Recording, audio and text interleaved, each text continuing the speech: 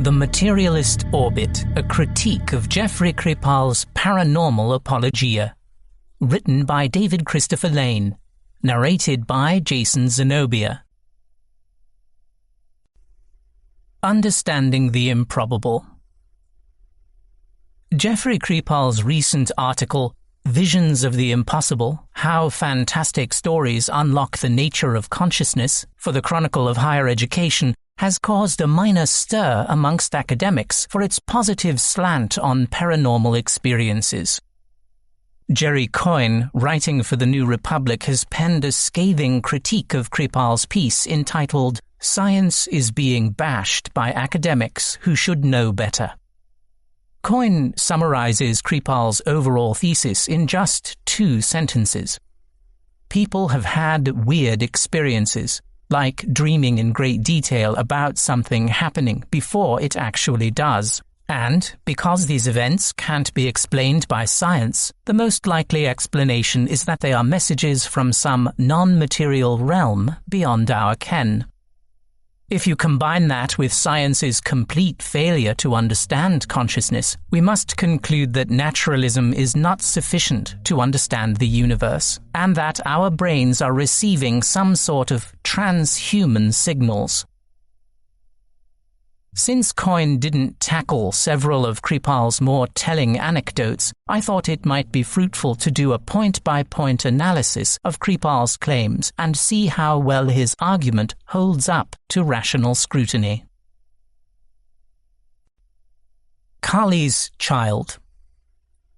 I briefly corresponded with Jeffrey many years ago when I was using his book, Kali's Child, a controversial psychoanalytic study of the famous Indian mystic of the 19th century, Sri Ramakrishna, in my world religions courses.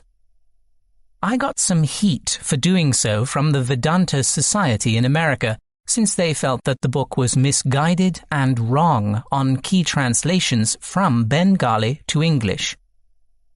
Indeed, I received a long letter from a Vedanta monk who presented a detailed rejoinder to Kripal's main thesis, and because of this I wrote directly to Jeffrey to hear his opinion on the matter. Interestingly, Gerald Larson, Emeritus Professor of Indian Cultures and Civilizations at Indiana University and formerly at UC Santa Barbara, castigated Kripal for being too reductionist in his analysis of Ramakrishna's personal biography. Pravrajika Vrajaprana, apparently concurring with Larson, wrote the following in the Journal of Hindu-Christian Studies. While the author describes himself as a digger who uncovers hidden material, his methodology has been more like the rogue cop who plants evidence only to discover it for the sake of manufacturing his case. Betraying his own bias, the author frequently uses misleading translations to prove his thesis. Examples abound, but a couple will demonstrate Kripal's technique. Ramakrishna goes into samadhi, seeing an English boy who reminds him of Krishna. According to Kripal, Ramakrishna goes into samadhi, seeing the boy thrice bent in an erotic pose and stunned by the cocked hips of the boy. Yet neither of the 2 references cited by the author mentions cocked hips or an erotic pose. It simply states that the boy was tripanga, bent in 3 places. On a different tack, maga is translated as bitch, thus verifying Ramakrishna's purported misogyny, when the word is merely a colloquialism for woman. Other distorted translations alternately transform Ramakrishna into a pederast or an onanist. The above examples are only a sampling of the book's failings. Sadly, there are inaccuracies of one sort or another on a majority of the book's pages. Kripal's hypotheses are based upon innuendo, prejudicial translation, and cultural misjudgments. Obviously, this approach does little to advance religious and cross-cultural understanding, and that is a larger issue at stake. Can a reductionist approach such as this offer insight into a mystic's world? In the end, Kali's Child has value as a cautionary tale, for the reply it gives to this question is a resounding no.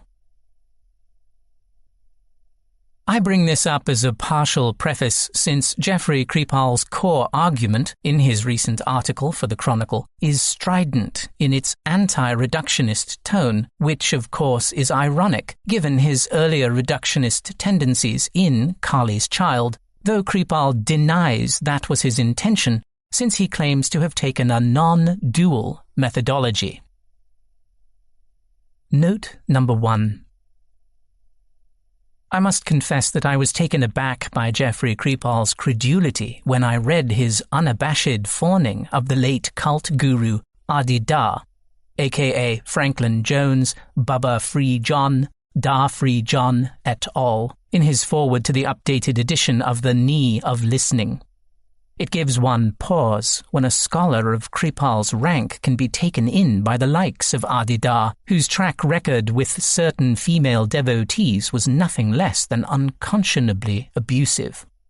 Professor Scott Lowe from the University of Wisconsin and I have written a critical analysis of Adi Da's life and work nearly 20 years ago. The book is entitled Da, The Strange Case of Franklin Jones. Dr. Lowe was a former member of Da's group and has given a harrowing portrayal of his former guru. In any case, it is intriguing to see Kripal's mind at work when it comes to something he obviously feels very passionate about, and to see how well his argument eventually holds up under tighter scrutiny. For clarity's sake, I have numbered my analyses. 1. Mark Twain's prophetic dream. Kripal begins his piece with a fascinating retelling of Mark Twain's alleged prophetic dream of his brother's untimely death. In the morning when I awoke, I had been dreaming, and the dream was so vivid, so like reality, that it deceived me, and I thought it was real. In the dream I had seen Henry a corpse. He lay in a metallic burial case. He was dressed in a suit of my clothing, and on his breast lay a great bouquet of flowers, mainly white roses, with a red rose in the center. Twain was relieved to discover it was only a dream. However, shortly thereafter, his dream vision turned out to be all too real. As Twain reveals, "When I came back and entered the dead room, Henry lay in the open case, and he was dressed in a suit of my clothing. He had borrowed it without my knowledge during our last sojourn in St. Louis, and I recognized instantly that my dream of several weeks before was here exactly reproduced, so far as these details went. And I think I missed one detail, but that was one immediately supplied, for just then an elderly lady entered the place with a large bouquet consisting mainly of white roses, and in the center of it was a red rose, and she laid it on his breast." Kripal believes precognitive tales like Twain's are manifold and not to be so readily dismissed as mere coincidences, since he argues that most scholars have no idea what to do with such poignant, powerful stories other than to dismiss them with lazy words like anecdote or coincidence. In addition, Kripal claims that, as with the heads of Hercules' Linnaean Hydra, however, with every story we so decapitate, 3 more or 3,000 more appear. We are swimming in a sea of such stories, if only we could recognize our situation. We do not know how many such stories there might be, much less what they might mean. We do not know because we have never really tried to find out. Why, after all, would we study something that does not exist? Water? The fish asks. What's water? While on the surface it may seem as if Kripal's lament has some weight, the opposite is actually the case. Many researchers and scientists do indeed take paranormal claims seriously. In fact, They take them so seriously that they go the extra mile to find out whether or not they are indeed indicative of something truly transpersonal. Moreover, as I have long argued, parapsychological claims, including Twain's own recollection, are better served by skeptics than believers, since the latter tend to take such stories at their face value and not dig deeper to find out mitigating facts and circumstances which may upend their spooky import. If we merely accept Kripal's retelling of Twain's dream, suggesting that it is really beyond present-day science to explain it, we might bypass a more Columbo-like investigation of the narrative which, as I will demonstrate, gives a richer background and context for us to better understand why Twain may have had such a death dream of his beloved younger brother Henry in the first place. Of course, this doesn't a priori dismiss the possibility of the paranormal, but it does ground the entire story with a chest of illuminating facts. First, it is important to remember most human beings dream nightly, and a large number of these have something to do with future events. The real question that must be asked is what events during our day-to-day lives are engendering or prompting specific dreams about our close kin dying. In other words, were there any circumstances in Mark Twain's relationship with his brother that would have prompted him to dream about his death? Or is such a dream something that was completely unwarranted? It turns out that Mark Twain, who was deeply fond of his younger brother, did in fact worry about Henry's well-being for weeks and months before his tragic accident. Twain introduced his brother to a more adventurous life, and they took 6 boat trips together on the Pennsylvania, where Ron Powers recounts that Henry labored at the bottom of the boat's labor chain. It was not a pleasant duty at all, since the pilot, William Brown, was a seething and abusive man. Life upon the ship was so bad, in fact, that Sam and Henry got into a heated fist fight with Brown, which almost caused the 486-ton steamship to run asunder at nearly 15 miles per hour, since no one was monitoring the steering. Mark Twain and his brother even talked about steamboat disasters and what one should do in such a situation, agreeing that they would stick with the ship as the best route to safety. As Twain himself recalls, the subject of that chat was mainly one which I think we had not exploited before: steamboat disasters. Henry remembered this, our plan of action, afterward when the disaster came, and acted accordingly. Looking over Mark Twain's recollections prior to Henry's accident, and given the volatile nature of steamboats in those early days, is it any wonder that one might dream of a tragic mishap? I think not, particularly knowing the troublesome nature on board the Pennsylvania long before Henry's tragic accident. As a parent myself of 2 young boys, and keeping in mind that Mark Twain felt a paternal responsibility to his younger brother Henry, who he called the flower of the family, I often virtually simulate all sorts of potentially dangerous situations concerning my children so as to be better prepared in how to respond if such an unfortunate occasion may arise. I have even had a series of very vivid dreams about them, both positive and negative. Therefore, I am not wonderstruck by Mark Twain's dream, since a closer analysis of its specifics doesn't turn up something that is out of the realm of reasonable possibility. Whether it be Henry being fitted in his brother's own suit — note, Mark Twain had money, Henry did not — or laying in a metallic burial case, since such coffins were increasingly popular during that time period. I can well understand that one may wish to believe that Mark Twain's apparent precognition is indicative of a supernatural vision, but given that there are innumerable prophetic dreams which never come true, it seems much more likely, especially given the background which preceded this dream, that Twain was simulating a very real possibility and that his dream was an archetypical representation of what many of us fear may happen to those we wish to protect from harm's way. Note number 2. When I was a teenager in high school, my friend Charles and I planned our first surf trip to San Clemente, and the night before, I had an exceptionally vivid dream of a blonde-haired girl who worked at a burger joint in San Clemente, even though I had never been there before in my life.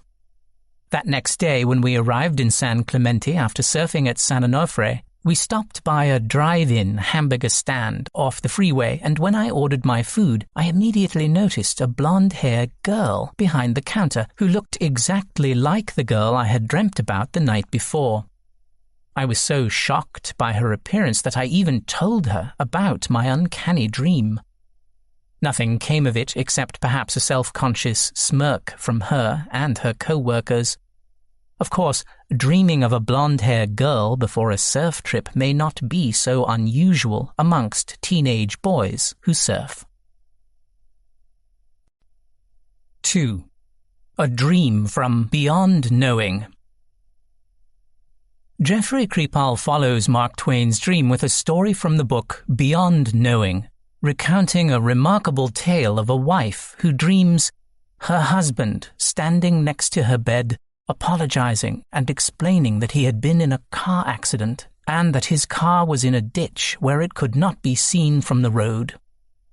She awoke immediately at 4:20 and called the police to tell them that her husband had been in a car accident not far from their home and that his car was in a ravine that could not be seen from the road. They recovered the body 20 minutes later. Kripal is obviously quite impressed by both these stories and strongly feels that they are not being given their proper due, or even worse, that those who experience such numinous happenings are somehow punished for their retelling. As Kripal complains, "As with the heads of Hercules, Linnaean Hydra, however, with every story we so decapitate, 3 more or 3,000 more appear. We are swimming in a sea of such stories, if only we could recognize our situation. We do not know how many such stories there might be, much less what they might mean. We do not know because we have never really tried to find out. Why, after all, would we study something that does not exist? Water, the fish asks. What's water? It is worse than that, though. It is not just that we are told that such things which happen all the time cannot happen at all. It is that there are subtle and not so subtle punishments in place for those who take such events seriously. That is, for those who let the Hydra stand. Note that both stories feature a kind of professional fear. Twain struggled for years with whether to own his experiences in print. Even the hospital chaplain was shaken to the core by what he encountered. Clearly, these events violate something basic about our worldview and our established ways of knowing. That is why Amatuzio titled her book Beyond Knowing. Kripal's protestations seem a tad overstated here, since there is a plethora of books and articles touching upon paranormal themes that have been published both within and outside academia.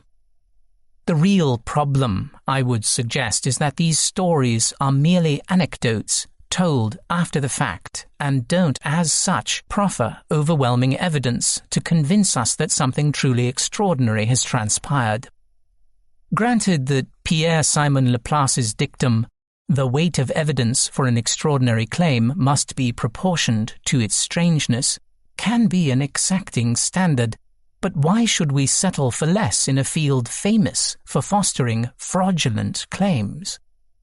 It is not so much that extraordinary claims demand extraordinary proofs, to echo Carl Sagan and other skeptics, but that one has to be acutely cautious in differentiating that which may be genuine from that which is merely the result of smoke and mirrors.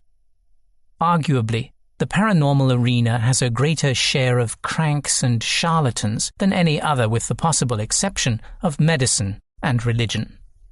Because of this, it is vitally important to be doubly skeptical of any would-be anecdote alleging to be proof of something transcendent.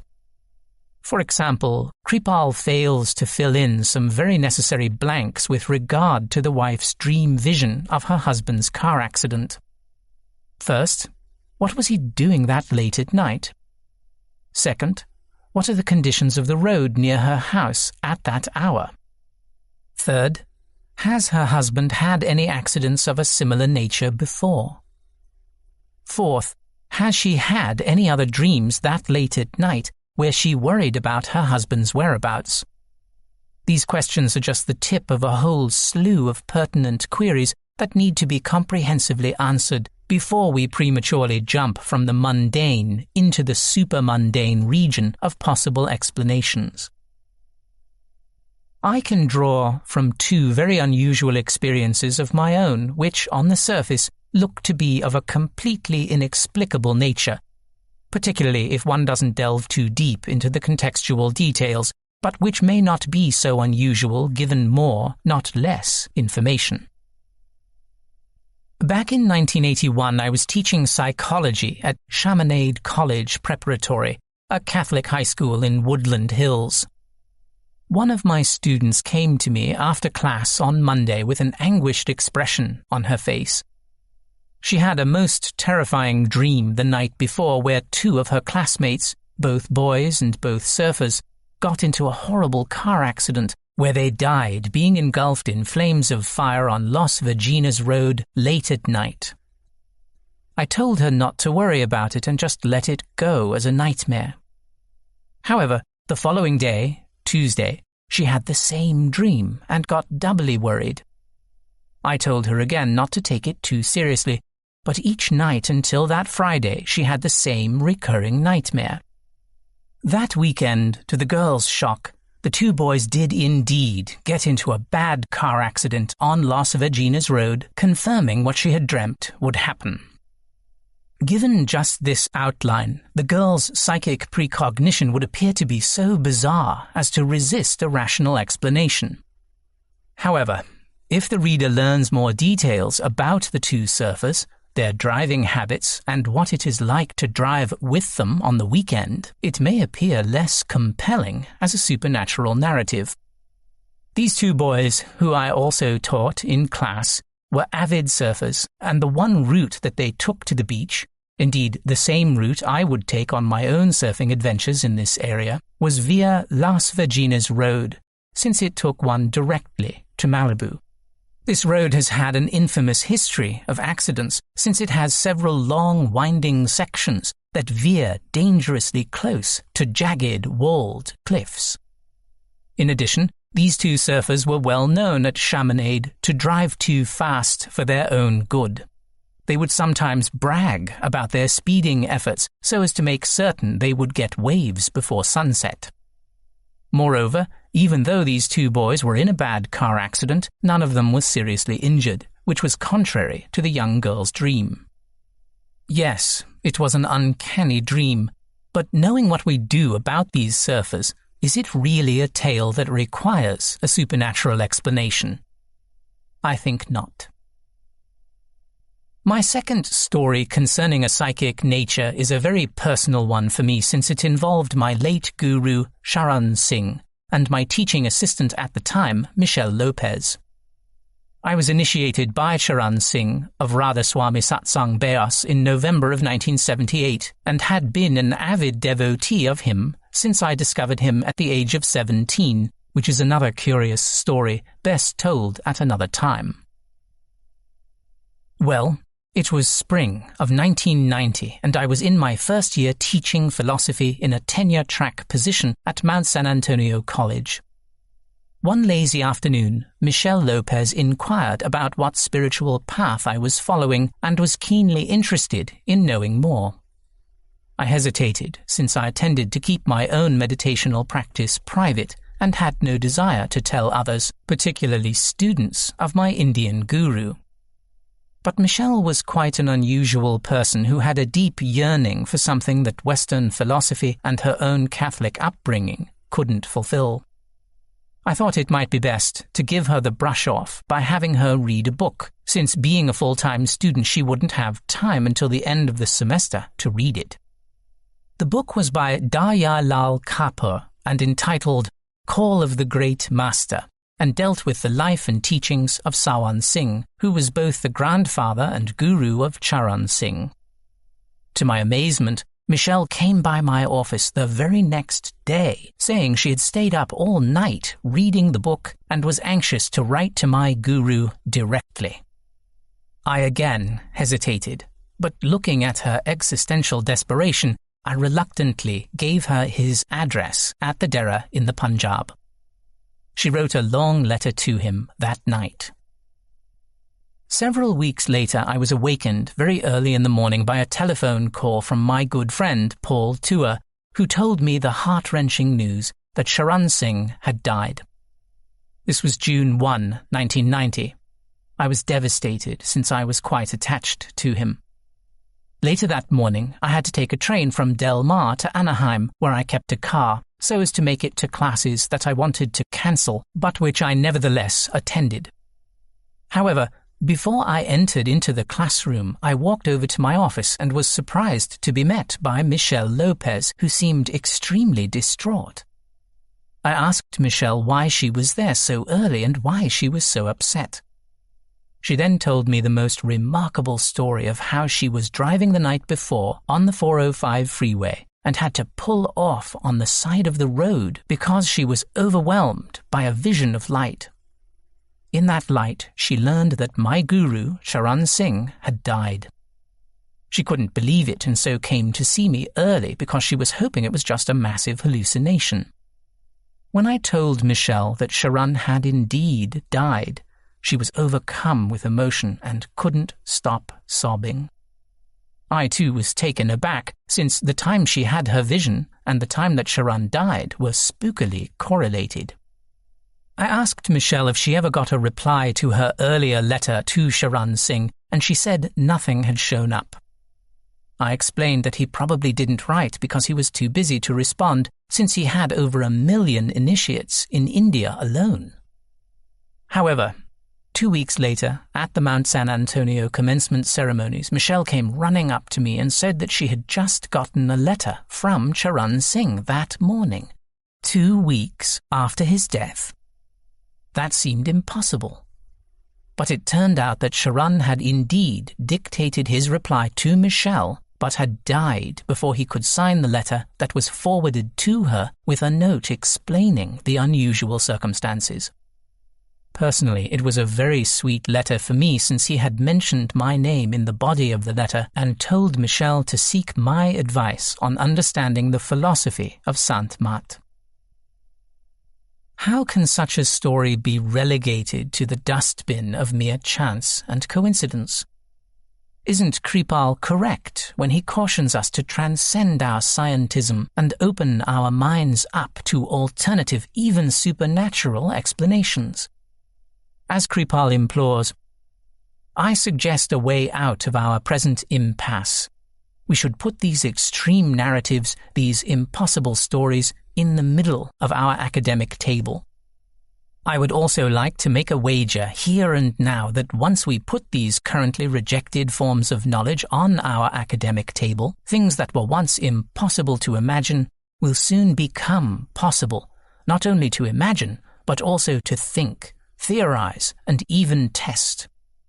I am betting, in other words, that we actually need these so-called impossible things to come up with better answers to our most pressing questions, including the biggest question of all, the nature of consciousness.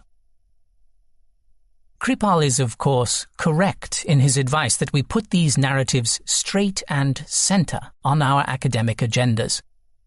But I think it is already happening much more than he may wish to acknowledge. It just so happens that when we put such narratives under skeptical microscopes, much of their magical spell dissipates and gets replaced with the weight of more ordinary factoids. The real difficulty, I would argue, is being critically analytical of our own numinous or borderline encounters. Richard Feynman, the distinguished physicist at Caltech, rightly cautioned years ago, "The first principle is that you must not fool yourself, and you are the easiest person to fool." Looking more objectively, and with an eye for untold details concerning Charan Singh's death and Michelle's extraordinary vision, could there possibly be a more sedate explanation for what occurred? I think so, even if believers will still hold on to its seeming paranormal implications. First, was there any reason for Michelle to believe, prior to her vision, that Charan's life expectancy was ending? Yes. I myself had long worried that he would not live much longer.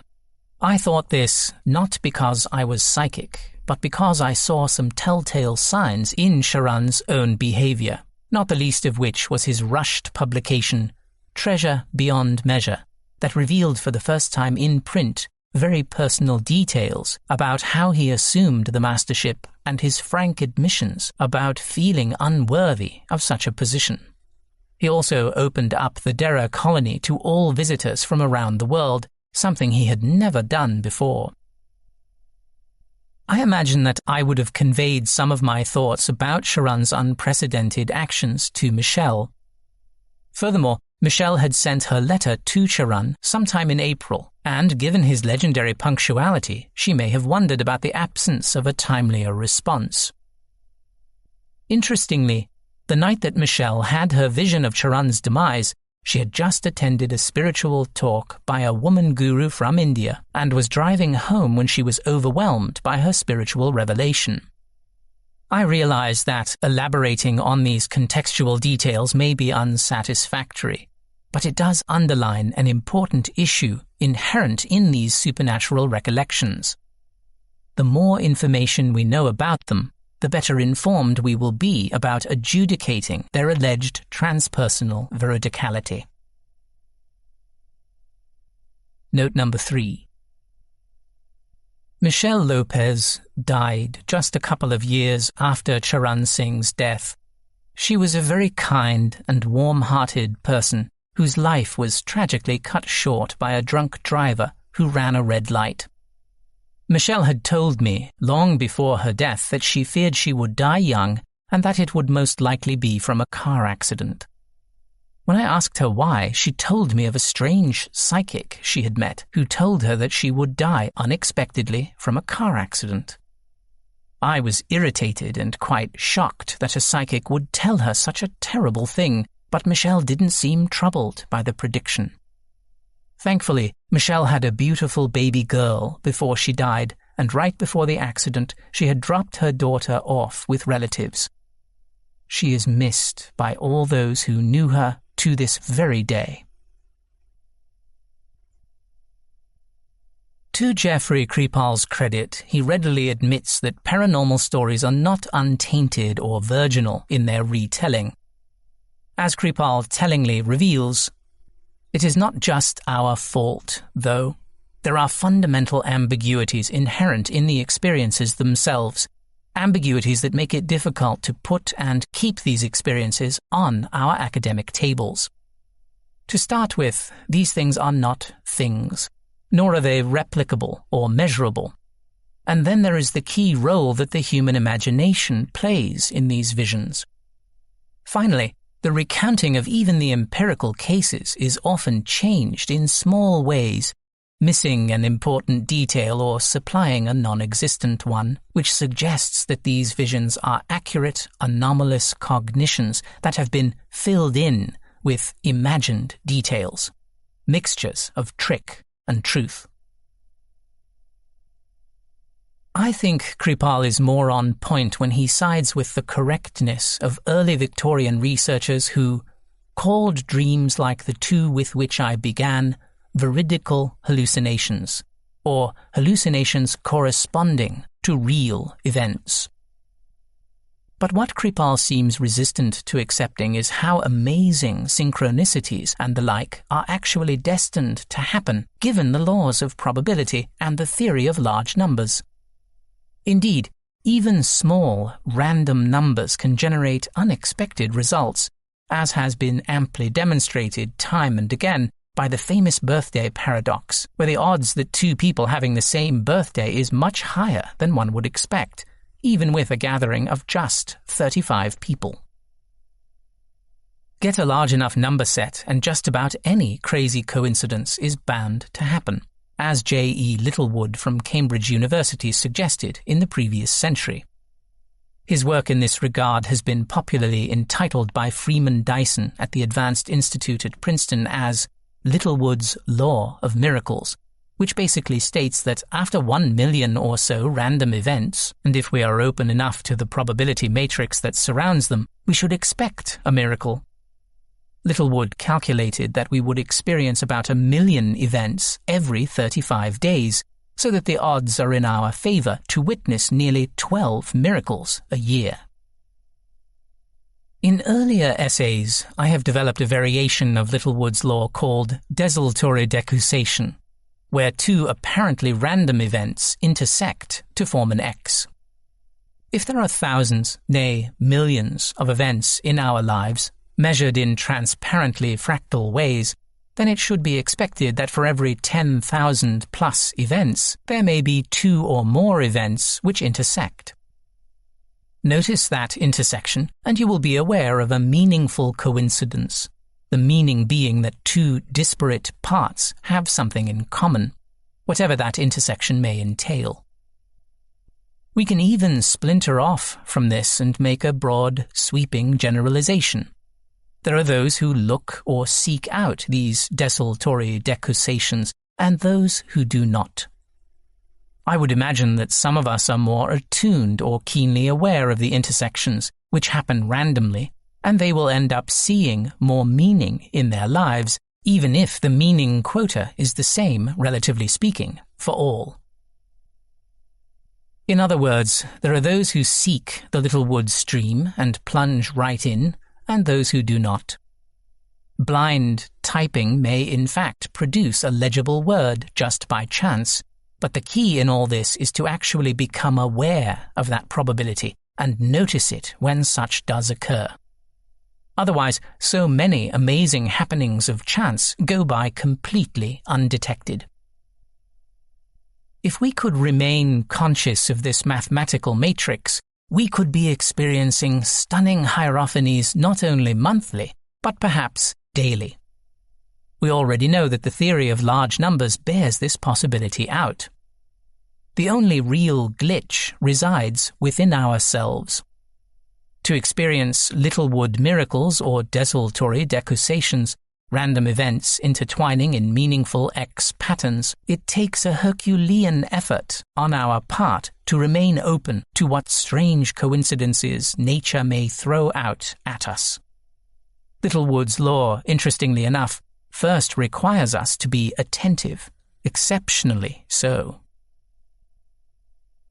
David J. Hand, senior research investigator and emeritus professor of mathematics at Imperial College London and chief scientific advisor to Winton Capital Management, has written a book whose title captures how truly unusual moments occur all the time. The Improbability Principle: Why Coincidences, Miracles, and Rare Events Happen Every Day. As Hand explains in his thesis, the improbability principle is composed of 5 laws, analogous to the 4 laws of thermodynamics or Newton's 3 laws of motion. These laws, the law of inevitability, the law of truly large numbers, the law of selection, the law of the probability lever, and the law of near enough, explain exactly why we should expect to encounter highly unlikely events, and indeed why we should expect to do so on a regular, even frequent basis. Any one of the laws acting by itself can lead to a highly improbable event, like people winning the lottery twice, or 26 black numbers coming up one after another in roulette. Yet, Kripal's long essay in the Chronicle is not merely about the study of improbable occurrences, but more pointedly a critique of a purely materialist agenda that he feels has saturated and, to some measure, poisoned the well of academia to such an extent that religious scholars cannot even take the core of their subject, the religious, seriously. As Kripal tellingly argues in a long passage, in the rules of this materialist game, the scholar of religion can never take seriously what makes an experience or expression religious, since that would involve some truly fantastic vision of human nature and destiny, some transhuman divinization, some mental telegraphy, dreamlike soul, clairvoyant seer, or cosmic consciousness. All of that is taken off the table in principle as inappropriate to the academic project, and then we are told that there is nothing religious about religion, which of course is true, since we have just discounted all of that other stuff. Our present flatland models have rendered human nature something like the protagonist, Scott Carey, in the film The Incredible Shrinking Man, 1957. With every passing decade, human nature gets tinier and less significant. In a few more years, maybe we'll just blip out of existence, like poor Scott at the end of the film, reduced to nothing more than cognitive modules, replicating DNA, quantum-sensitive microtubules in the synapses of the brain, or whatever. We are constantly reminded of the death of the subject, and told repeatedly that we are basically walking corpses with computers on top. In effect, technological zombies, moist robots, meat puppets. We are in the ridiculous situation of having conscious intellectuals tell us that consciousness does not really exist as such, that there is nothing to it except cognitive grids, software loops, and warm brain matter. If this were not so patently absurd and depressing, it would be funny. But does Kripal's materialist summation really capture what is happening across scientific disciplines? I think not. Yes, to be sure, there are those who fit into Kripal's caricature, but one can readily think of many more scientists and researchers that do not.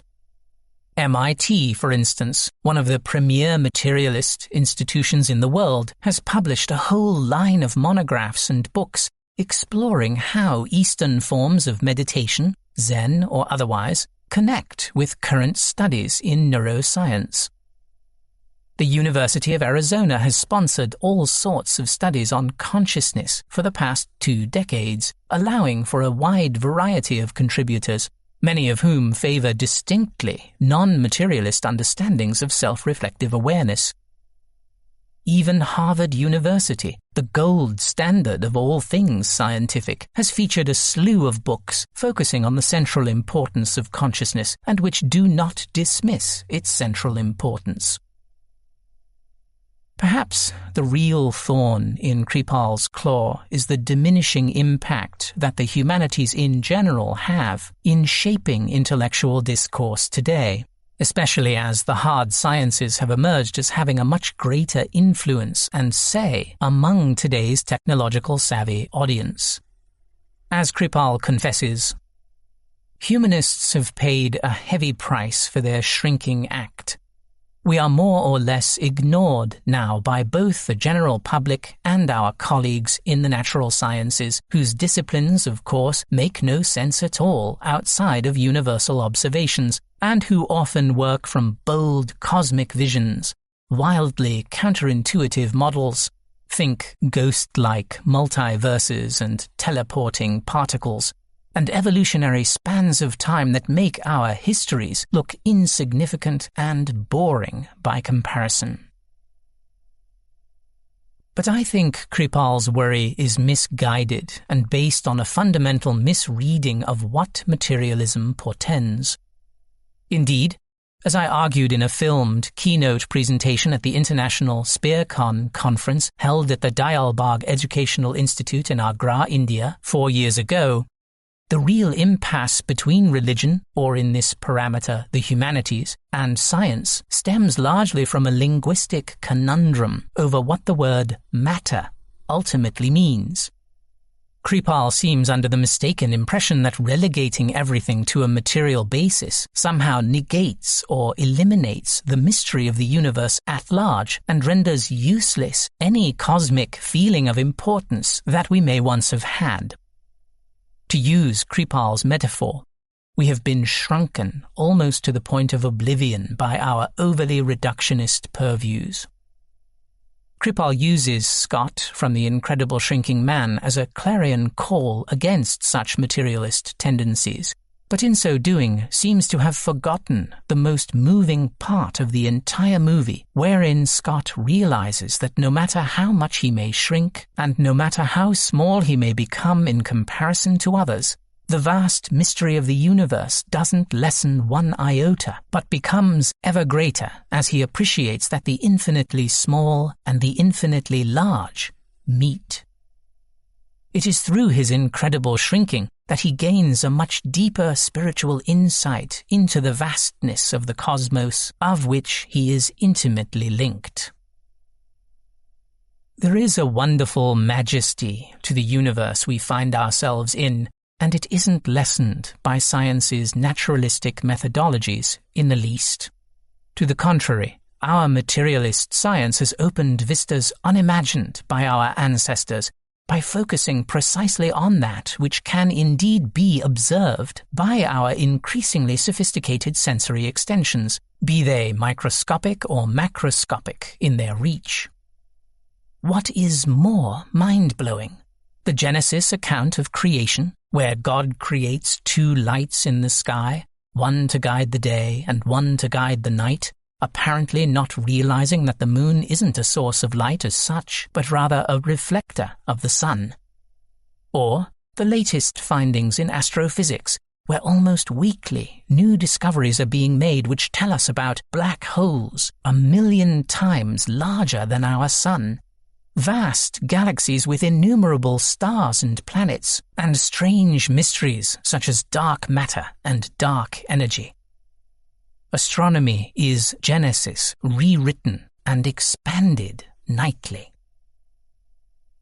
No, the humanities aren't shrinking in the least, but it is rather taking on a new and richer form, the likes of which can only increase our appreciation of human culture and ingenuity. The new humanities are one that is not distanced from the hard sciences, as C.P. Snow famously explained in his lecture about the two cultures, but is intimately connected with them, and because of this is offering up stunningly beautiful and novel pathways to better understand humankind and its place in the cosmos. Simply put, I don't see Kripal's alleged impasse between matter and spirit. I see rather a persistent confusion on our part for not taking matter and what it implies seriously enough. For if we do that and don't hide our heads in the sand with unnecessary and outdated dualisms, we soon realize that matter is just as mysterious, if not more so, than anything described in our spiritual literature. Matter is multidimensional and doesn't in itself exclude anything whatsoever in the human experience, but rather embraces everything, just as an ocean includes even the tiniest of water drops and the largest of tsunamis. This doesn't mean to indicate that we ultimately know what matter is. We don't, and therein lay the great truth that appends those with a religious bent who are afraid of being reduced to mere physicality.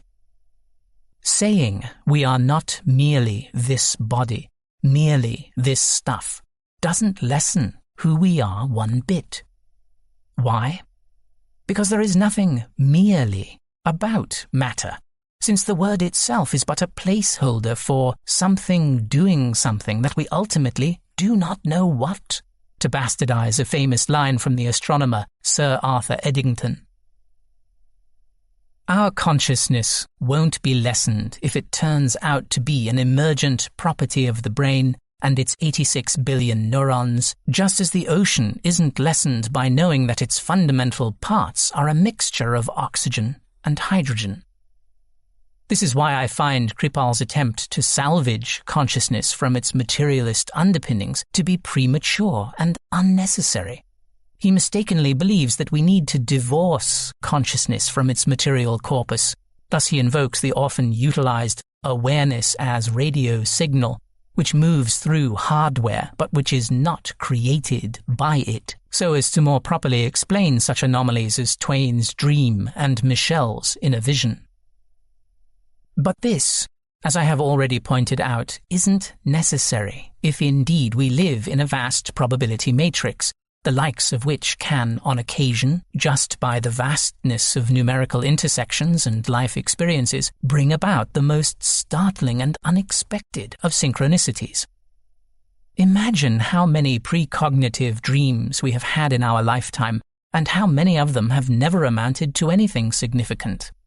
Add some 7 billion dreamers to that mix and start calculating the odds that some dreams may stand out as remarkable predictors of future events. Following Littlewood's lead and David Hand's improbability principle, and we should expect a lot more Twain-like precognitions than we can at first imagine. None of this necessitates believing that consciousness has to be immaterial, keeping in mind the very necessary caveat that even if awareness is purely physical, it doesn't by definition mean we have truly understood it, nor have we eliminated its majestic mystery. Metaphorically speaking, I don't see why we have to invite Plato back to academia, as Kripal implies, if he has never left the building in the first place. Science welcomes all voices, even the most hyperbolic.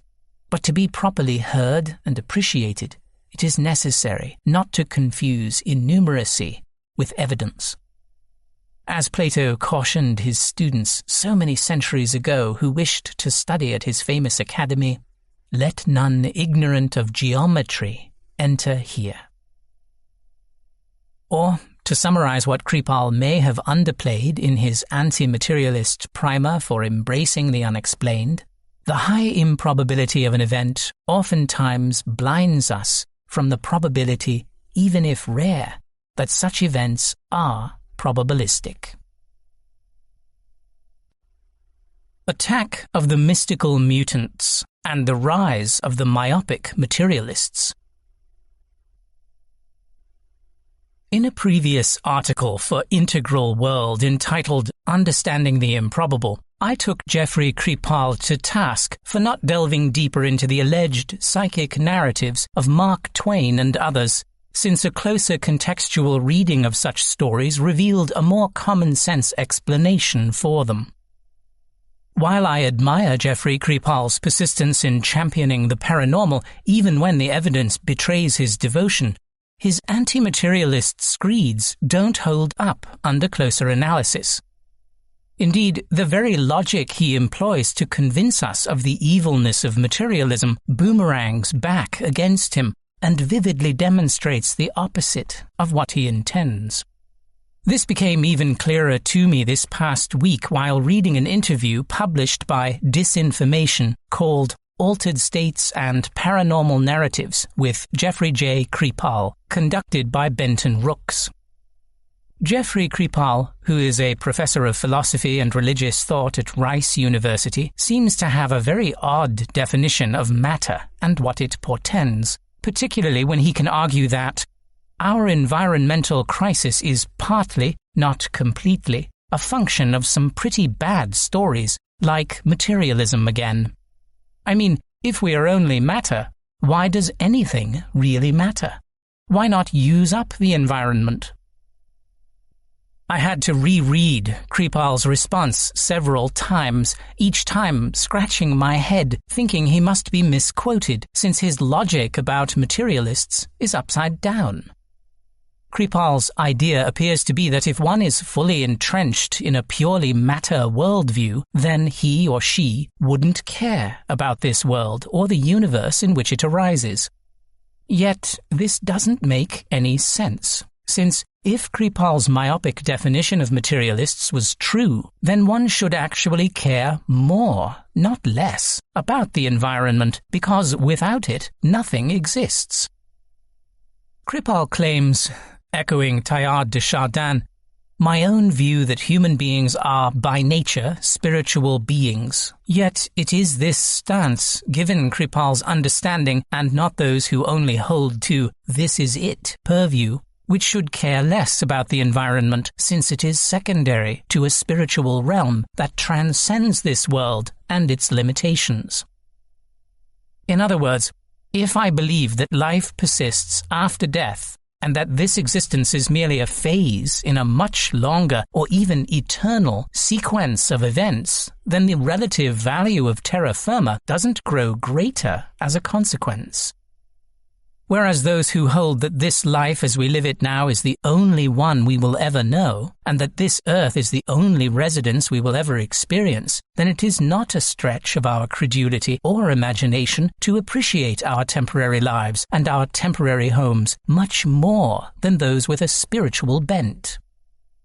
This is perhaps why we find it strange that the current Catholic Pope can claim to be sad when one of his cardinals die, when, in point of theology, he should be feeling a great sense of relief and joy, particularly when their personal contact is relatively rare.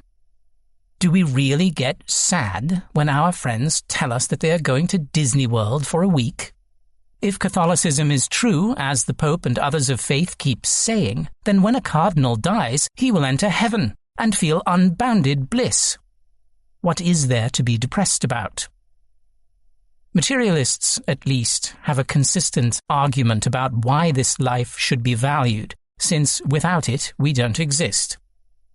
Nietzsche, of course, gave a very instructive thought experiment concerning appreciating this life, just as it is with his famous Myth of Eternal Recurrence, where he enticed his readers into imagining, "This life as you now live it and have lived it, you will have to live once more and innumerable times more, and there will be nothing new in it, but every pain and every joy and every thought and sigh and everything unutterably small or great in your life will have to return to you, all in the same succession and sequence.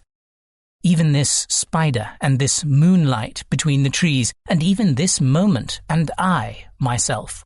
The eternal hourglass of existence is turned upside down, again and again, and you with it, speck of dust."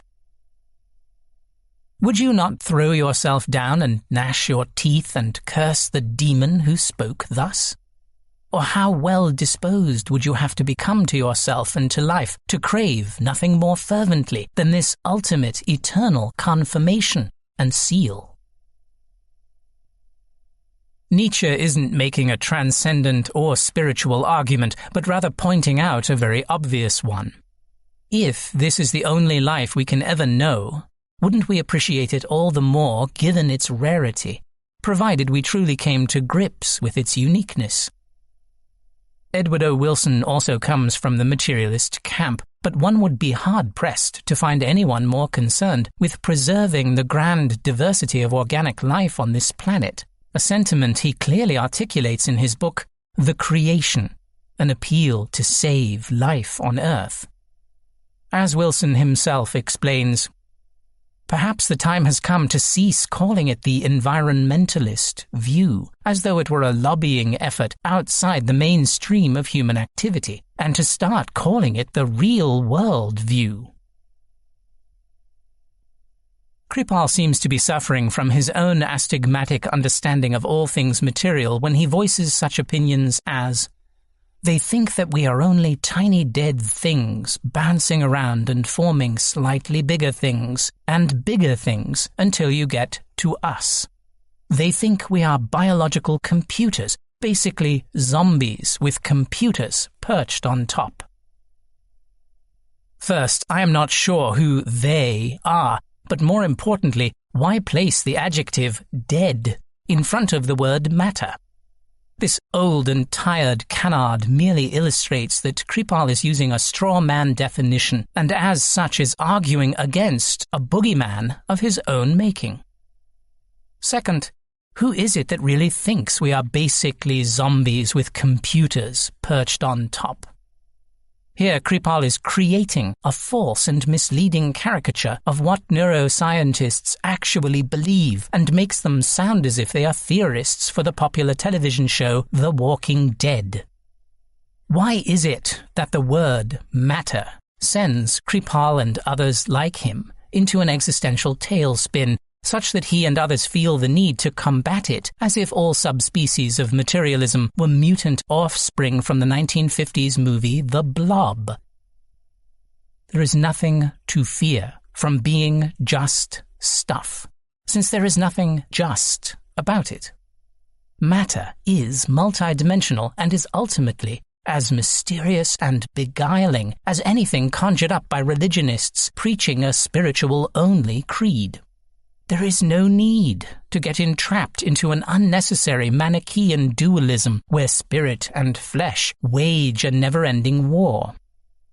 In this context, I think the oft-repeated pun summarizes it best.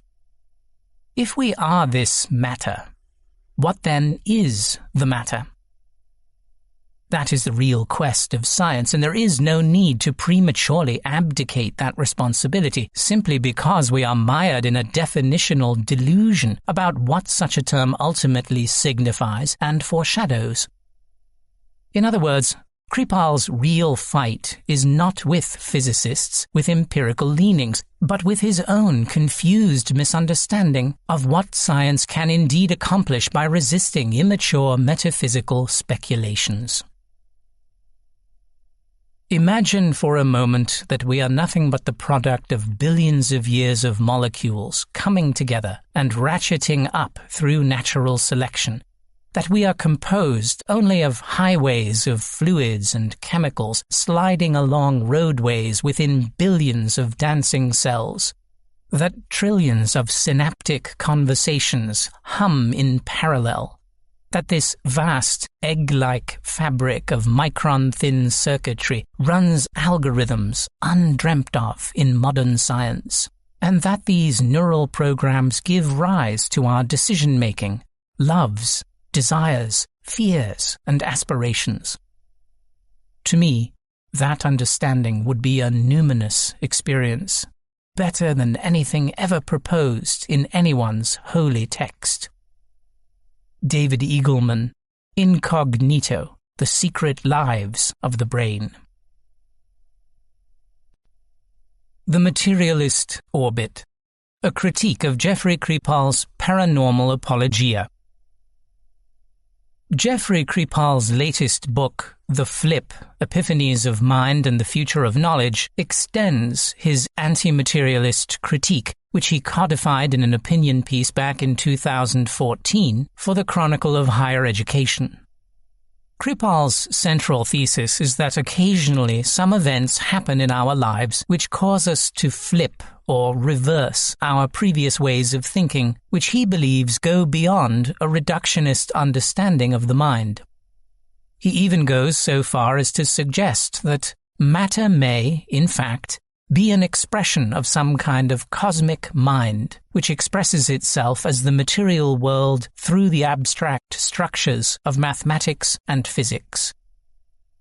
While Kripal's book is quite accessible and highly readable, I find that the examples he cites to support his transmaterialism purview to be half-baked and lacking in the necessary attention to detail to make his argument persuasive. As I have argued in previous essays and books, what at first appears to be psychic inevitably turns out to be less paranormal, the more contextual information we get about the particular incident. Whether it be Mark Twain's supposed precognitive dream about his brother Henry's untimely death, or a wife's intuition about her husband's car accident early in the morning. Yet, Kripal seems resistant to more rationalist explanations and instead prematurely opts for the transcendent.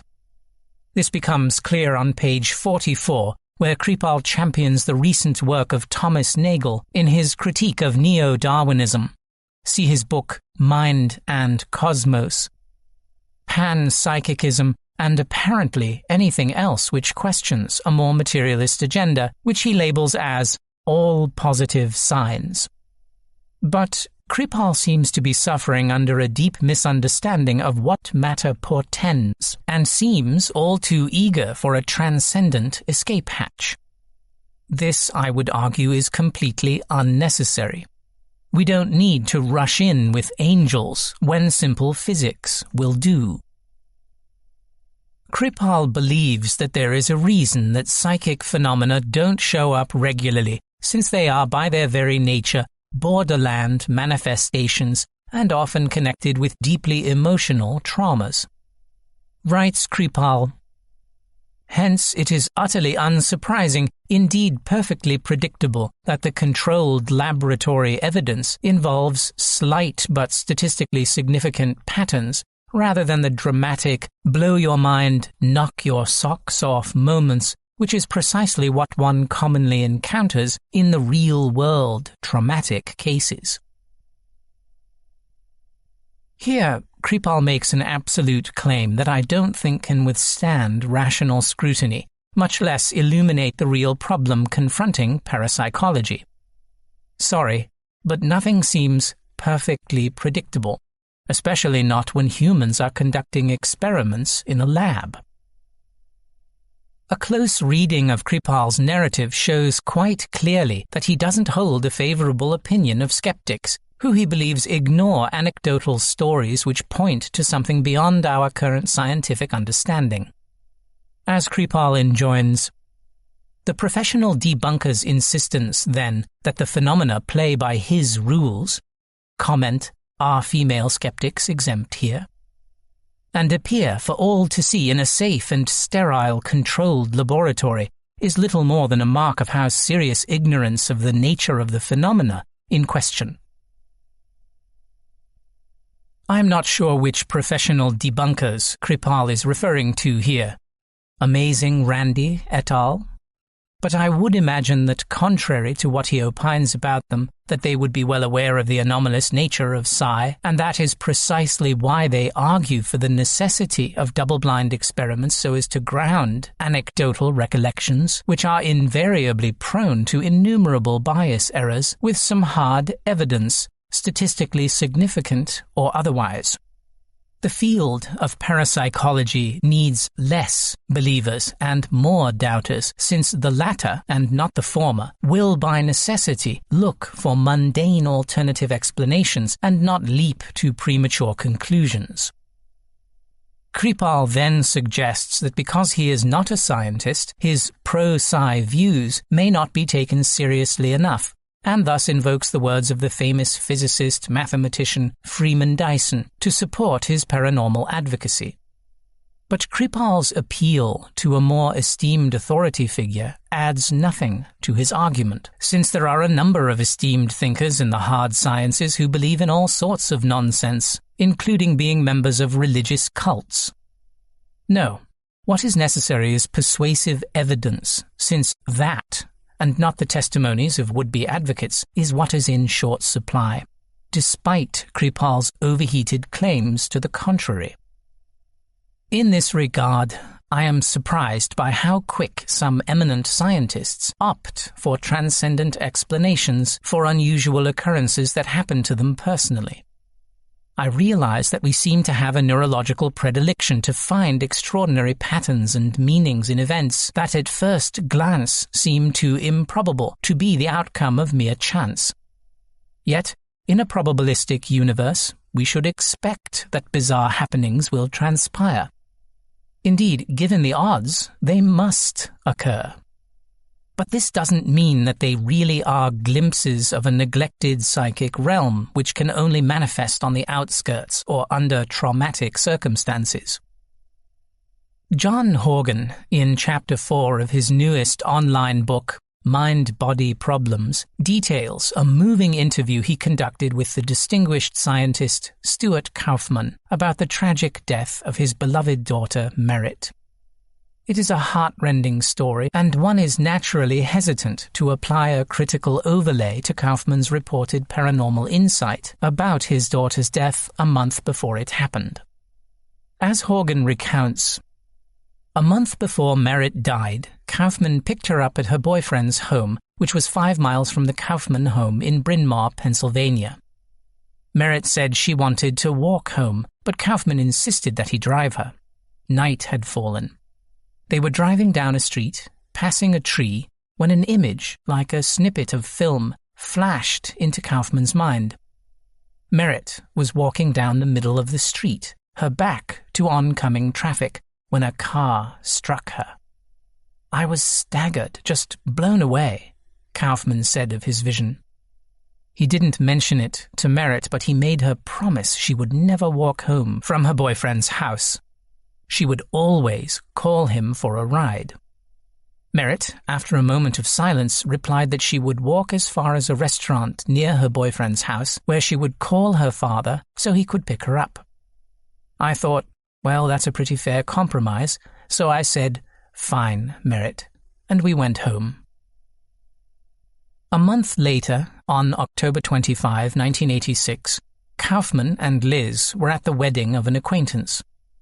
They reconstructed what happened to Merritt from conversations with her boyfriend, his parents, and others. "We were very gentle with the boyfriend," Kaufman said. "We never blamed him because he was going to carry enough trauma. Merritt's older brother dropped her off at the boyfriend's house. He and Merritt drank some wine, and then he told Merritt he was breaking up with her because he had a new girlfriend. He asked Merritt for money so he could take a taxi to the new girlfriend's house. Merritt left the house and started walking home. She set her purse down at the side of the road, then she lay down in the road, her head toward the middle, her face turned toward oncoming traffic. She was in the same spot where Kaufman had had his vision of her being hit by a car a month earlier. 3 drivers later reported seeing Merritt lying in the road. One was an anesthesiologist at the University of Pennsylvania Medical School, where Kaufman worked. The anesthesiologist was with his wife, who was 9 months pregnant. He didn't stop because it was a few days before Halloween, and he feared the girl in the road might be playing a trick. If he slowed down, her friends might throw eggs at his car. He drove to a police station and reported what he had seen. Police rushed to where the anesthesiologist reported seeing Merritt. It was too late. A car had come from the other lane, going the other way, not in the lane Merritt was in, going too fast. Kaufman said, "He slammed on the brakes, tire marks all over the place, skidded into Merritt's lane, hit her, and crushed her brainstem." Later, in the conversation with Horgan, Kaufman continues, "At some point, Kaufman told Liz and his son about his vision of Merritt being hit by a car. Liz didn't want her husband to share details of his vision or of Merritt's death with anyone outside the family. Kaufman only started talking about these events after Liz died in 2013. Liz was ashamed that Merritt had laid down in the road because there are suicidal components to it," Kaufman explained. It was possible, he thought, that Merritt did not really want to die. Her act might have been a desperate attempt for attention that went awry. She might have been hoping that her boyfriend would see her when he took a cab to his new girlfriend's house. The day after Merritt died, Kaufman had another anomalous experience. He called Linda, a childhood friend who lived in Denver, to tell her what had happened. Linda said she had dreamed about him the previous night. In the dream, Kaufman was sitting on the floor in agony while Liz embraced him. Kaufman had not spoken to Linda for 8 months. Horgan concludes that these experiences may be beyond our current scientific understanding when he writes, "Let me be clear. Kaufman is describing 2 paranormal incidents. The first was his vision of Merritt walking down the road and being hit by a car, which occurred a month before she died at the same spot. The second was the dream of his friend Linda about him and Liz on the night of Merritt's death. These incidents cannot be accounted for by mainstream science, unless of course you assume that they are just coincidences or that they didn't really happen." I don't doubt that the reported events occurred, but what I find puzzling is why Horgan doesn't opt and champion the simplest explanation for Kaufman's unusual experiences. Given a large enough number set, it is not that coincidences may happen, but that they must. In a probabilistic world, we should expect the strangest of synchronicities, and none of them necessitate anything more than a rudimentary understanding of statistics. Moreover, as I have indicated before, psychic experiences tend to look less psychic the more contextual information we have about the said event. In Kaufman's case, for instance, we learn that Merritt had undergone a dramatic change in her behavior and outlook. As Horgan explains, when they returned home, Merritt became troubled. A good girl and straight-A student, she started getting bad grades and becoming rebellious. She went from absolutely solid to being in turmoil. Merritt might have been upset that the family was moving soon to Santa Fe, and that her older brother, to whom she was close, was going to a boarding school in Colorado. She seemed to be in some emotional difficulty, Kaufman said. But John, we didn't know it. It came on very fast. Merritt started dating a boy of her age. Of course I didn't want her to, Kaufman said. There was no way I was going to stop her.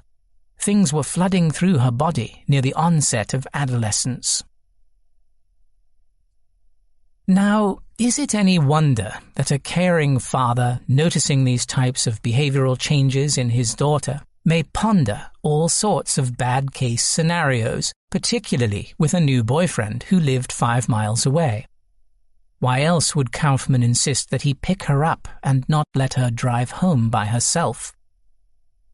As a father myself of 2 young boys, and I am sure of all loving fathers and mothers everywhere, I tend to simulate all sorts of possibilities about what may or may not happen when they visit friends or go on trips without my supervision. Yes, one does imagine car accidents, ocean riptides, kidnappings, and all sorts of horrid things, not because we wish them, but because we wish to be ready to prevent them. I don't think Kaufman's visionary snippet of his daughter getting hit by a car requires a paranormal interpretation. To the contrary, such premonitions must happen, given the thousands, nay millions, of random and not-so-random musings that pass through our minds monthly. I suspect that the reason Kaufman, Kripal, and others, including myself on occasion, lean towards non-materialist explanations is because of our desire for purpose and meaning in a world that seems ontologically devoid of both. Given our evolutionary heritage, we look for higher reasons for why bad things happen, since any meaning, even if non-rational, is better than no meaning whatsoever, provided it sustains us to live a bit longer on this eat-or-be-eaten planet. Take as an illustrative example the devoutly Christian family that loses a young child to a horrific disease. Often, I have seen such parents appear on television and explain that they believe God has a greater purpose in store for them, and they have faith that their son or daughter is in heaven with Jesus. Instead of being cynical of such confessions of belief, I deeply admire such parents for their courage and fortitude, having to live through that awful situation. I know that I wouldn't be able to do it. But it is precisely the Christian belief in God's plan, even if there is no evidence whatsoever that such a God or a plan exists, that sustains people of faith. Likewise, thinking that materialist explanations are insufficient to explain atypical phenomena can, for some, suggest an overarching metaphysic which indicates that the universe, contrary to Steven Weinberg's famous lamentation, really has a point. This doesn't mean by extension, however, that everything can be explained by physicalist causes, but only that we shouldn't jump too quickly towards transcendent answer, particularly when more common explanations may still be abounding. Jeffrey Kripal, in his haste to usher in a new kind of humanities that invokes science while trying in some measure to go beyond it, has created a misleading caricature of debunkers, falsely believing that their only agenda is to dismiss any and all parapsychological claims. To the contrary, many skeptics would be downright pleased to have their rationalist worldview appended. I, for one, wouldn't be upset if Uri Geller really could bend spoons with his mind, or if the late Sathya Sai Baba could pull religious relics out of thin air, or if Rupert Sheldrake's morphic resonance was verified. The skeptic, I would suggest, isn't necessarily a curmudgeonly pessimist, but rather one who wants to believe, if given sufficient evidences. But perhaps the biggest sticking point I find in Kripal's entire approach is his misunderstanding of what a materialist purview is attempting to accomplish. It is not that empirically based scientists are policing what should be studied and what shouldn't. No, it is an issue of practicality and what can be garnered by a particular line of inquiry. Kripal exaggerates when he writes, "And the police are the classical materialists, be they scientists or humanists, for the humanities are nearly as policed by classical materialism as the sciences are." If, of course, we were to put the stuff in the materialists' wastebasket back on the table, what the table means would shift, and shift dramatically. Kripal proceeds to argue that, with every passing decade, that human nature is getting tinier and tinier and less significant. In a few more years, we'll just blip out of existence, like poor Scott, the main character in the 1950s science fiction movie The Incredible Shrinking Man, at the end of the film.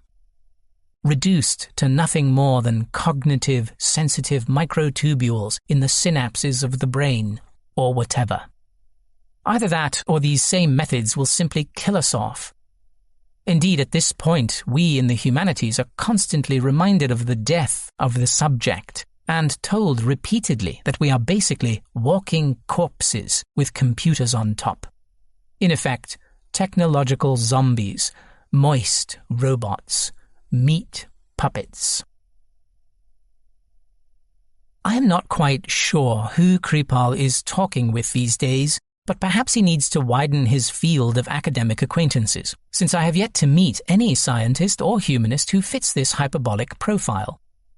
Kripal is creating an extravagant straw man, or should we say meat puppet, of his own making, and dissecting it so as to convince us that the future is beyond bleak because of the march of mindless materialists who have somehow infiltrated the many corridors of academia, who preach the physicalist gospel that there is nothing to us except cognitive girds, software loops, and warm brain matter.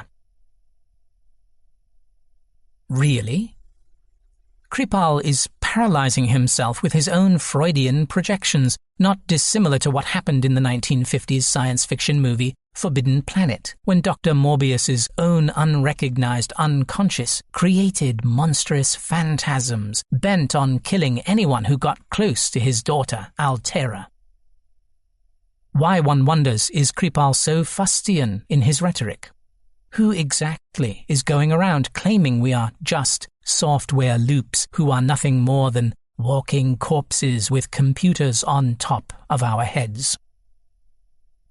His argument would be at least more engaging if he was laser-specific about who precisely is joining forces in this purported march of mindless materialists. But nuance is not Kripal's forte, so instead he makes bombastic generalities such as, "We are in the fantastically ridiculous situation that conscious intellectuals are telling us that consciousness does not really exist as such." Again, who are these conscious intellectuals? Daniel Dennett and his ilk? If so, then Kripal should tackle his ideas directly and not lump him with everyone else, especially when Dennett's own colleagues, the very academy Kripal believes is entrapped in some sort of physicalist cult, such as John Searle, UC Berkeley, and Thomas Nagel, NYU, are harsh critics of his user illusion ideas. My point is a simple one.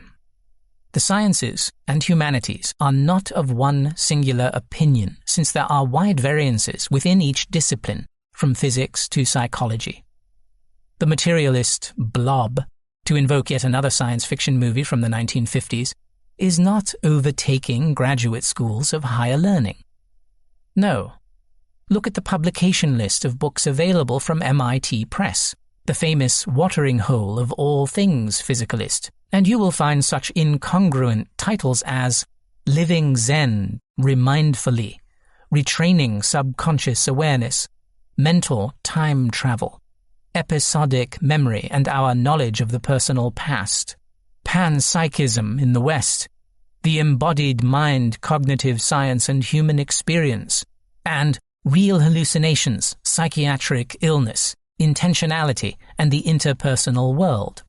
And the list goes on. Ironically, even though Kripal uses the film The Incredible Shrinking Man to drive a stake into the heart of materialism, suggesting it reflects our current flatland models of reality, he skips over the magnificent and spiritual conclusion where the main character, Scott Carey, has a Satori experience during his exponential meltdown. His realization is the complete opposite of what Kripal infers. It is breathtaking and deserves a close reading, or better yet, rent the movie and hear it for yourself. This was the prize. I had won. I approached it in an ecstasy of elation. I had conquered. I lived. But even as I touched the dry, flaking crumbs of nourishment, it was as if my body had ceased to exist. There was no hunger, no longer the terrible fear of shrinking. Again, I had the sensation of instinct, of each movement, each thought tuned to some great directing force. I was continuing to shrink, to become what? The infinitesimal? What was I? Still a human being? Or was I the man of the future? If there were other bursts of radiation, other clouds drifting across seas and continents, would other beings follow me into this vast new world? So close, the infinitesimal and the infinite. But suddenly I knew they were really the two ends of the same concept. The unbelievably small and the unbelievably vast eventually meet, like the closing of a gigantic circle. I looked up as if somehow I would grasp the heavens, the universe, worlds beyond number. God's silver tapestry spreads across the night, and in that moment I knew the answer to the riddle of the infinite. I had thought in terms of man's own limited dimension. I had presumed upon nature that existence begins and ends in man's conception, not nature's. And I felt my body dwindling, melting, becoming nothing. My fears melted away, and in their place came acceptance. All this vast majesty of creation, it had to mean something. And then I meant something too. Yes, smaller than the smallest, I meant something too. To God, there is no zero. I still exist. Scott Carey didn't leave matter. He penetrated it and thus became enlightened. Perhaps those who wish to champion all things parapsychic should follow suit. As Rebecca Goldstein, the author of Plato at the Googleplex, brilliantly underlines, I'm still a materialist, but matter is a hell of a lot more interesting than we used to think it is.